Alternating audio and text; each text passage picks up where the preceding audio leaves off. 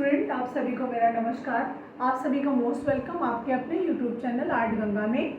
विद्यार्थियों, हमारे यहाँ यूथ सॉल्व की क्लास बहुत बेहतरीन क्लास चल रही है और प्रैक्टिस सेट्स हमारे यहाँ अवेलेबल हैं, क्लासेस हैं। आप अगर उनको ज्वाइन करना चाहते हैं तो इस नंबर पे संपर्क कर सकते हैं 8545004467। अभी हमारे यहाँ 2 क्लासेस कंटिन्यू लाइव चल रही हैं। एक है आपका यूथ सॉल्व क्लास और दूसरा है विजेता बैच।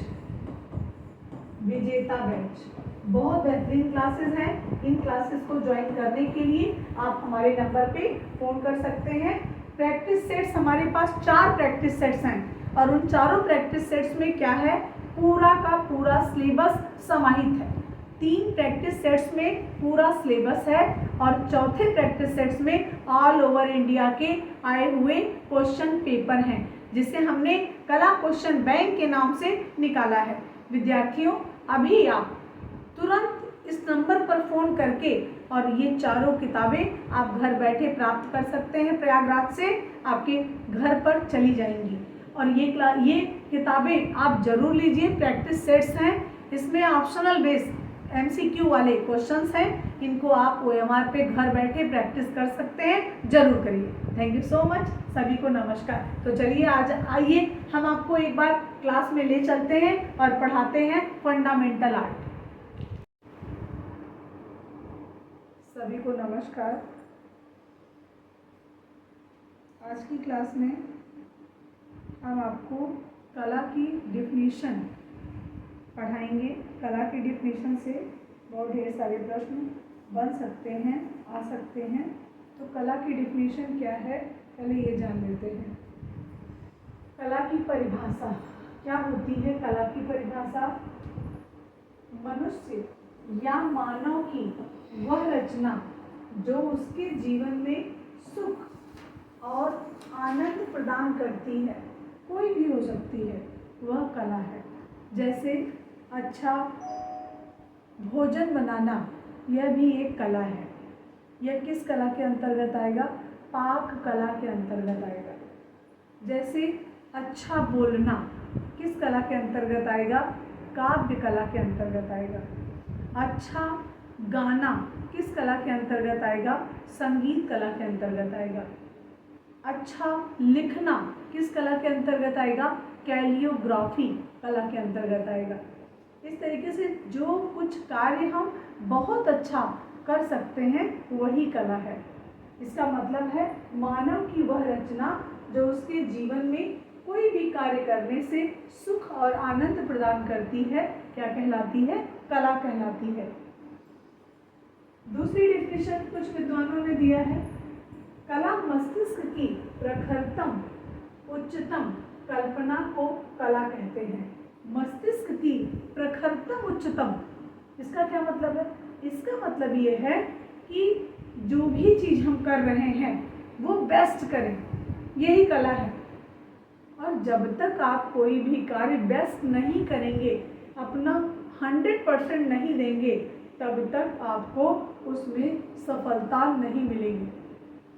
तो वही कला है जिसमें आप अपना 100% दे रहे हैं। तो मानव मस्तिष्क की प्रखरतम उच्चतम कल्पना को ही कला कहते हैं। ऐसी डेफिनेशन कुछ विद्वानों ने दिया है।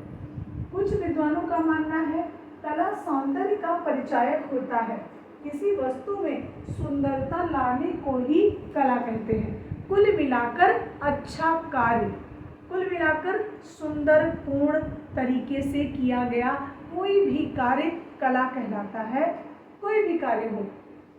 लेकिन अगर हम बात करें कि मुख्य रूप से कला के प्रकार की, तो कला प्रमुख रूप से 2 टाइप्स, 2 प्रकार की होती है। तो कला के प्रकार से भी अच्छा प्रश्न बनता है कि कला कितने प्रकार की होती है। तो कला के प्रकार देख लेते हैं। कला मुख्यतः 2 प्रकार की, कितने प्रकार की? 2 प्रकार की कला होती है। एक कला है माइनर या उपयोगी कला, जो कि अर्थ प्रधान होती है। इससे अर्थ, इनकम, सोर्स ऑफ इनकम है ये। है मेजर आर्ट यानी ललित कला।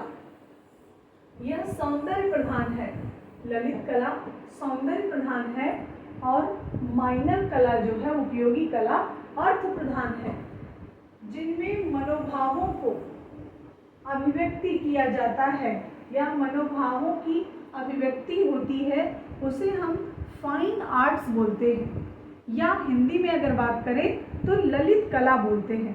फाइन आर्ट्स कहें या ललित कला कहें। और विजुअल आर्ट क्या होता है? विजुअल आर्ट दृश्य कला, जो आंखों से दिखाई दे वह दृश्य कला है। तो विजुअल आर्ट क्या है? दृश्य कला, विजुअलाइजेशन। और जो फाइन आर्ट है वो ललित कला है, और जो माइनर है वो उपयोगी कला है। तो कला के कितने प्रकार हैं? 2 प्रकार। अभी यहाँ ललित कला की बात नहीं की गई है, यहाँ उपयोगी कला की बात नहीं की गई है, सिर्फ यहाँ पर कला के प्रकार की बात की जा रही है। तो कला के कितने प्रकार? 2 टाइप्स। और 2 प्रकार की कला कौन कौन सी है? एक उपयोगी और दूसरी ललित। तो उपयोगी कला क्या होती है और ललित कला क्या होती है, ये जान लेते हैं। ललित कलाओं की उत्पत्ति ललिता शब्द से हुई है, और ललिता का अर्थ है सौंदर्य। जो कलाएं सौंदर्य प्रधान होती हैं वे ललित कलाएं कहलाती हैं, फाइन आर्ट्स कहलाती हैं। ललित कलाओं की मुख्यतः 5 प्रकार होते हैं, कला 2 प्रकार की और ललित कला 5 प्रकार की। तो कलाओं के 2 प्रकार और ललित कला यानी फाइन आर्ट्स के 5 प्रकार होते हैं, 5 प्रकार की होती है, जिनमें हम अपनी सुविधा अनुसार ललित कला को भी 2 वर्गों में विभाजित कर सकते हैं। ललित कला को 2 वर्गों में, देखिए ललित कला कितनी है, तब आप कहेंगे 5, और ललित कला को अपने सुविधा अनुसार हम कितने भागों में बांट सकते हैं, तब आप कहेंगे 2। कौन कौन से 2 भाग हैं ये देख लेते हैं। एक है आपका दृश्य कला, और एक है आपका प्रदर्शनकारी कला। दृश्य कला और एक प्रदर्शनकारी कला। पहले ललित कला कितनी है? 5। अब ये ललित कला 5 कौन कौन सी हैं? तो हीगल के अनुसार काव्य कला, संगीत कला,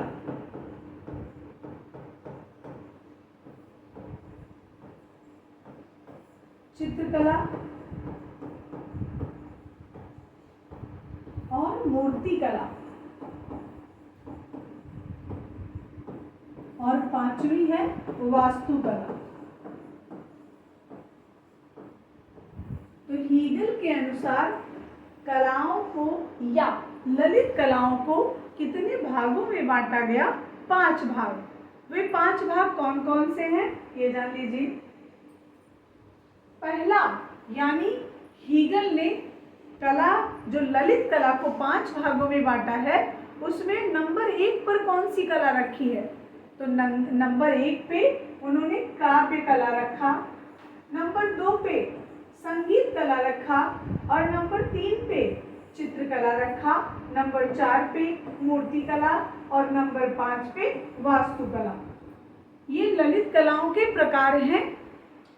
ललित कलाएं 5 प्रकार की, और अपनी सुविधा अनुसार हमने इसको 2 भागों में बांट लिया। अब वे दो भाग कौन से हैं ये जान लेते हैं। एक विजुअल आर्ट यानी दृश्य कला, और इसी विजुअल आर्ट को हम प्लास्टिक आर्ट के नाम से भी जानते हैं।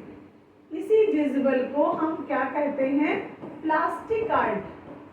कितना जने की पता ही होगा प्लास्टिक आर्ट बोध का? Plastic art.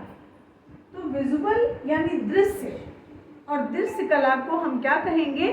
प्लास्टिक आर्ट बोलेंगे। अब कौन कौन सी प्लास्टिक आर्ट्स हैं वो जान लेते हैं। तो प्लास्टिक आर्ट्स चित्रकला है, मूर्ति कला है और वास्तुकला है। प्लास्टिक आर्ट में कौन कौन सा कला आएगा?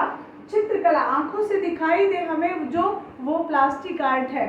यानी चित्रकला, मूर्ति भी दिखाई दे रही है और वास्तु भी दिखाई दे रहा है। वास्तु मतलब घर वर, बिल्डिंग, ये सब दिखाई दे रहा है ना, तो ये चित्र, मूर्ति और वास्तु, ये तीनों कलाएं विजुअल आर्ट हैं, यानी दृश्य कला है। बात समझ में आ रही है? अब दूसरा हम देखते हैं प्रदर्शनकारी कला, यानी मंची कला। मंची कला में क्या क्या है? संगीत कला मंच की कला है, नाट्य कला, नाटक मंच की कला है, और नृत्य कला भी मंच की कला है, जिसमें हम नृत्य कला को विजुअल आर्ट में तो रखेंगे, लेकिन भैया हम इसको ललित कला में नहीं रख सकते। जैसे प्रश्न बना असंबद्ध बताइए।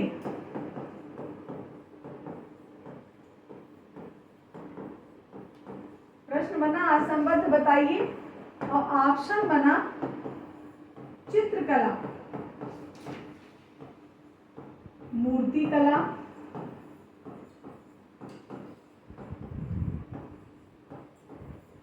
वास्तुकला,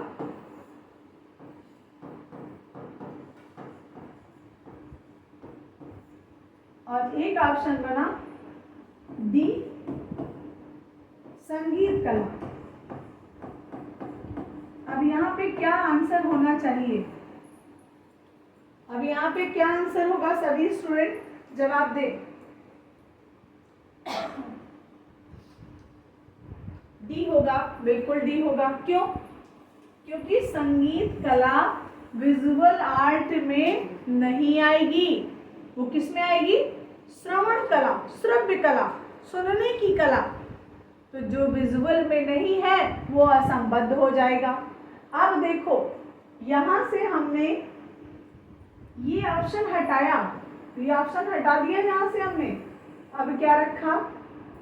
अब हमने यहाँ पे रखा ये नृत्य कला। अब क्या करना है? क्या नृत्य कला विजुअलाइज नहीं हो रही है? विजुअल आर्ट में है ना? विजुअल आर्ट में नृत्य कला है। सगुफ्ता खानम बताइए, विजुअल आर्ट में नृत्य कला है, लेकिन हम अब क्या करें? अब भी हमको नृत्य कला ही बाहर करना पड़ेगा। क्यों? जब नृत्य कला प्रदर्शनकारी कला में है और विजुअल आर्ट में भी है, तब हम बाहर क्यों करें? हम बाहर इसलिए करेंगे क्योंकि वो फाइन आर्ट का हिस्सा नहीं है। फाइन आर्ट मतलब ललित कला, ललित कला का हिस्सा चित्रकला है, मूर्ति कला है, वास्तुकला है, लेकिन नृत्य कला ललित कला के दायरे में नहीं आएगी। विजुअल तो है, दिख तो रही है, लेकिन आएगी नहीं फाइन आर्ट में। ऐसे प्रश्न एक आपको जरूर मिल जाएगा परीक्षा में। अगर किसी ने हमको एक कमेंट्स किया था और उन्होंने ये कहा कि किसी के प्रैक्टिस सेट्स लगाने से नौकरी मिल नहीं जाएगी। उन्होंने जो भी बातें कही एकदम सत्य कही है, लेकिन प्रैक्टिस सेट्स जरूरी है उतना ही जितना हम सालों साल पढ़ते हैं पूरी थ्योरेटिकल चीज़ों को, थ्योरी को पढ़ते हैं, उतना ही प्रैक्टिस बहुत ज़रूरी है। प्रैक्टिस का अर्थ क्या है पता है आपको? प्रैक्टिस का अर्थ होता है अभ्यास। और किसी चीज़ का यदि हम अभ्यास नहीं करते तो हम कितना भी पढ़ लें, हम उसका जवाब अच्छे से नहीं दे पाते हैं। देखिए, अब इसका एक बहुत अच्छा उदाहरण हम आपको बताने जा रहे हैं।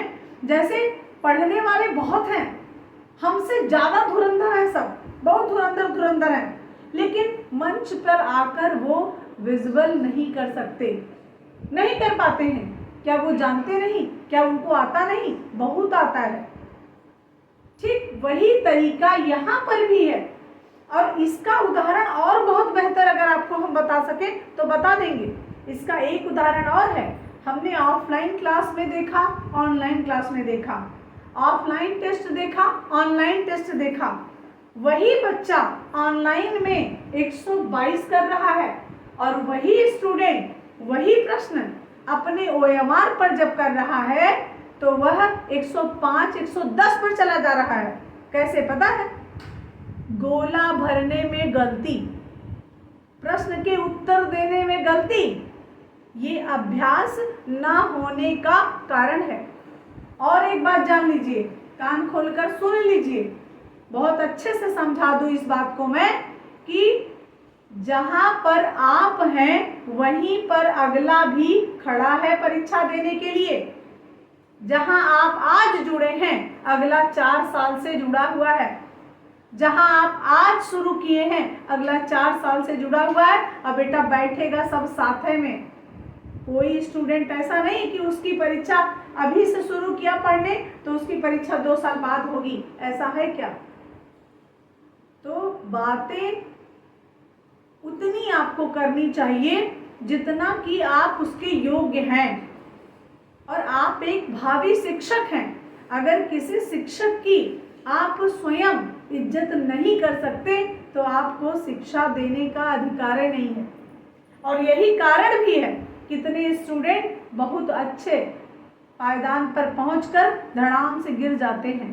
जब तक आप किसी को सम्मान नहीं देंगे, शिक्षा का अर्थ विद्या ददाति विनयम विनयाति, विद्या से विनय आती है, ईगो अहंकार घमंड नहीं आता है।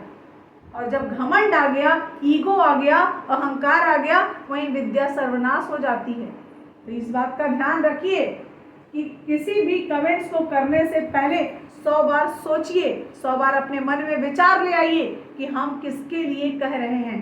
जिसकी वीडियोस बिना देखे हम रह नहीं सकते। जहां हम 4 जगह पढ़ रहे हैं लेकिन यहाँ बिना पढ़े रह नहीं सकते, उसी की वीडियोस पर भद्दे कमेंट्स करके आपको कुछ हासिल होने वाला नहीं है। तो इस बात का एकदम अच्छे से ख्याल रखिए और जो करेंगे सो आगे पाएंगे। तो दृश्य कला में 3 कलाएं, चित्रकला, मूर्तिकला और वास्तुकला, और प्रदर्शनकारी कलाएं हैं। तो ये संगीत कला हम ले चलेंगे कहाँ? ललित कला में। लेकिन यह दृश्य कला में ना होकर श्रव्य कला यानी सुनने की कला में आ जाएगा। श्रव्य कला सुनने की कला में आ जाएगा। बात समझ में आ रही है? एकदम स्पष्ट है बात की नहीं?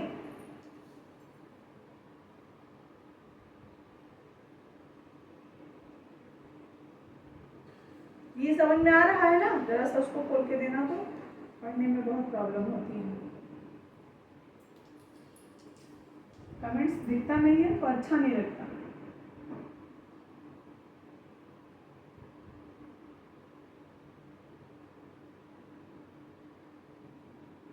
अब हम आपको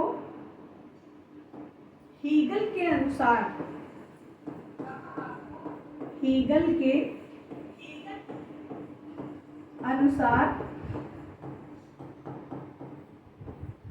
ललित कला, इसको प्रश्न में कैसे पूछा जा सकता है?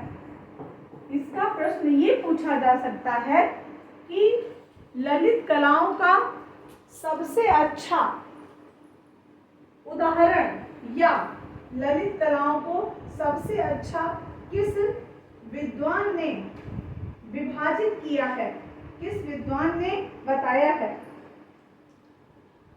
तो 5 भागों में हीगल ने बताया है। अच्छा प्रश्न ये बन जाएगा एक। और दूसरा प्रश्न देखिए, हर चीज की अपनी लिमिट है, हर चीज की है। जैसे जीवन की लिमिट है, सांसों की लिमिट है, एक पेन की लिमिट है, एक डिजिटल बोर्ड की लिमिट है, वैसे ही हर प्रश्न की अपनी एक लिमिट है। इससे ऊपर नहीं, इससे ऊपर हो ही नहीं सकता। जिस दिन ये जान लेंगे ना, उस दिन पेपर बहुत आसान हो जाएगा। मार भागे चले जा रहे हो, भागे चले जा रहे हो, पहले रास्ता तो देखो, कहाँ से कहाँ तक तय करना है।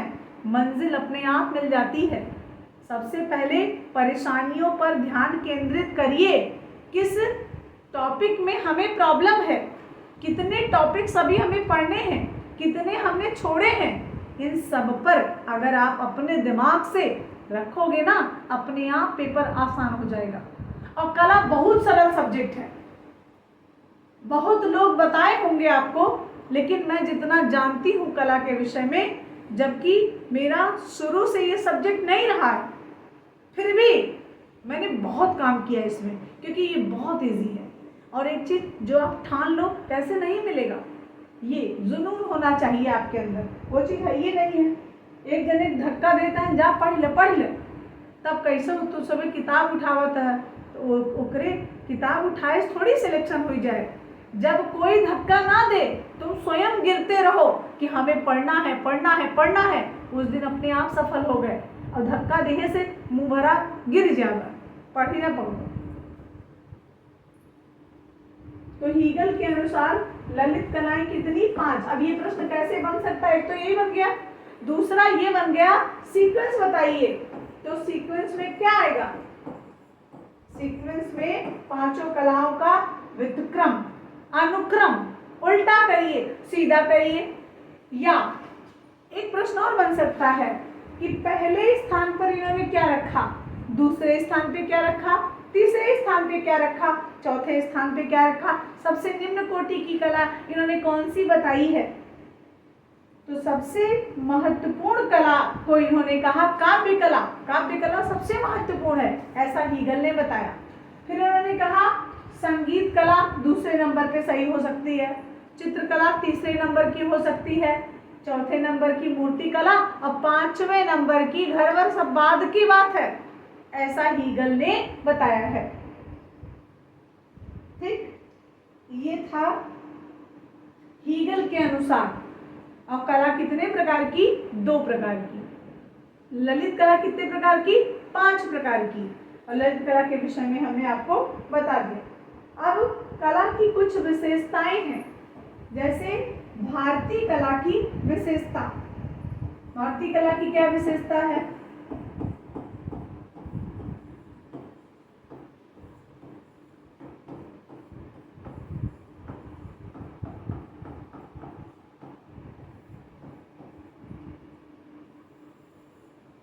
भारतीय कला की विशेषता है सबसे पहले कला का जन्म। भारतीय कला की बात हो रही है, चाहे विश्व की कला की बात हो, चाहे भारत की कला की बात हो, भारत का या विश्व की कला का जन्म धर्म से होता है।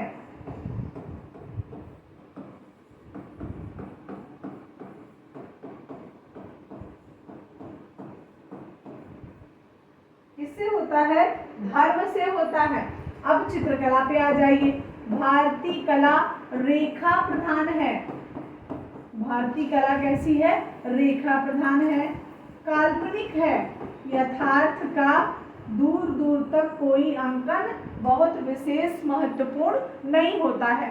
भारतीय कला काल्पनिक है, मतलब कल्पना करके बनाई जाती है। कितना सुंदर हम किसी भी चीज को बना सकते हैं, ऐसा कौन कहता है?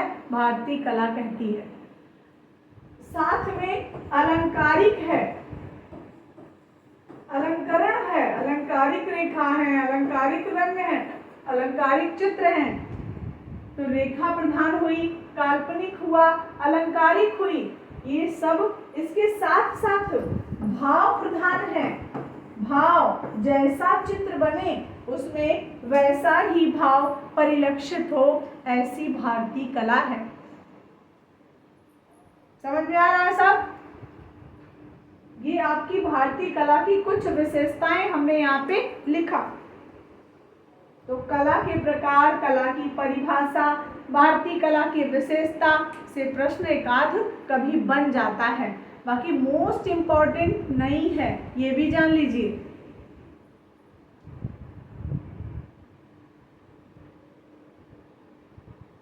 अब कहवा मोस्ट इम्पॉर्टेंट क्या है?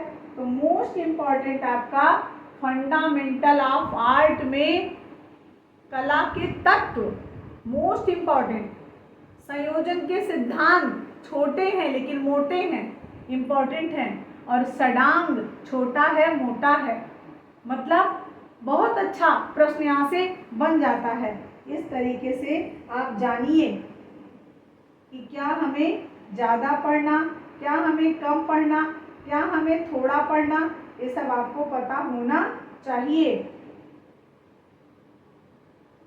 अब हम आपको इंस्टॉलेशन आर्ट बताएंगे।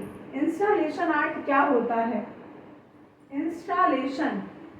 इंस्टॉलेशन का अर्थ होता है असेंबलिंग आर्ट। इंस्टॉलेशन कहिए चाहे असेंबलिंग आर्ट कहिए, असेंबलिंग आर्ट कहेंगे तो भी सही है और इंस्टॉलेशन कहेंगे तो भी सही है। इसको हिंदी में प्रतिष्ठापन कला बोलते हैं। इसे इंग्लिश में असेंबलिंग आर्ट या इंस्टॉलेशन आर्ट, या हिंदी की बात करें तो क्षण भंगुर की कला बोलते हैं। इन कलाओं में कौन कौन सी कलाएं आती हैं जो हम प्रतिस्थापन या इंस्टॉलेशन आर्ट कह सकते हैं। इसको जानने से पहले ये जानते हैं कि इसका जन्म कहाँ हुआ, कहाँ इसकी शुरुआत हुई। तो इसकी शुरुआत पहले यूरोप में 20वीं शताब्दी में हुई और यह मूर्ति कला का परिष्कृत रूप है। क्या? Installation art. इलस्ट्रेशन और इंस्टॉलेशन दोनों में फर्क है। तो इंस्टॉलेशन आर्ट जो है वह मूर्ति कला का परिष्कृत रूप माना जाता है। इंस्टॉलेशन कला में रंगमंच, नाटक व किसी घटना आदि के मौलिक तत्वों को इकट्ठा करके उसमें अति सूक्ष्म तरीके से किसी भी चीज को विजुअलाइज करना, दृश्य बनाना, दिखाना, यही है इंस्टॉलेशन आर्ट। इसमें जैसे ताजिया इंस्टॉलेशन आर्ट का हिस्सा है। जैसे नवरात्रि में जो दुर्गा स्थापना होती है वो भी इंस्टॉलेशन आर्ट का हिस्सा है। जैसे गणपति की स्थापना होती है वो भी इंस्टॉलेशन आर्ट का हिस्सा है। यानी कुछ समय तक यूज करके उसको डिस्ट्रॉय कर देना इंस्टॉलेशन कला कहलाता है। लेकिन आजकल की जो प्रतिस्थापन कला या इंस्टॉलेशन आर्ट है वो स्थायित्व को देखा जा रहा है, यानी स्थायित्व प्रदान कर रहा है। जैसे आजकल चौराहे चौराहे पर आपने देखा होगा कि कुछ ना कुछ इंस्टॉलेशन लगा हुआ है।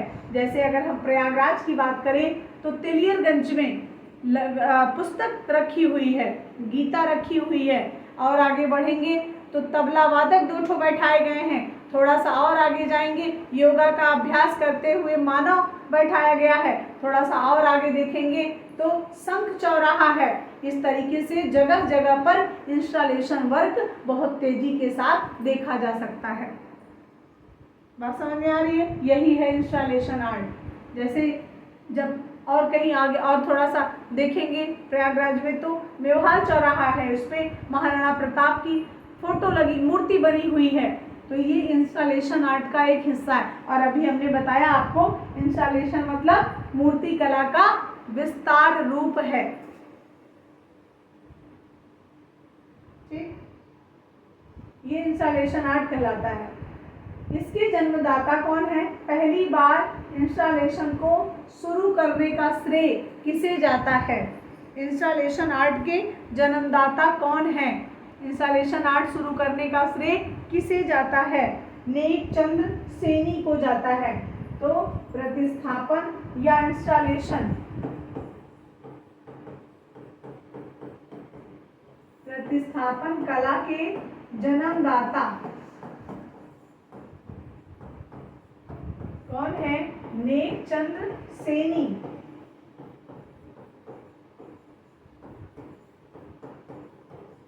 और उनसे संबंधित और भी लोग हैं। यहाँ देख लीजिए प्रमुख इंस्टॉलेशन कलाकार कौन कौन से हैं।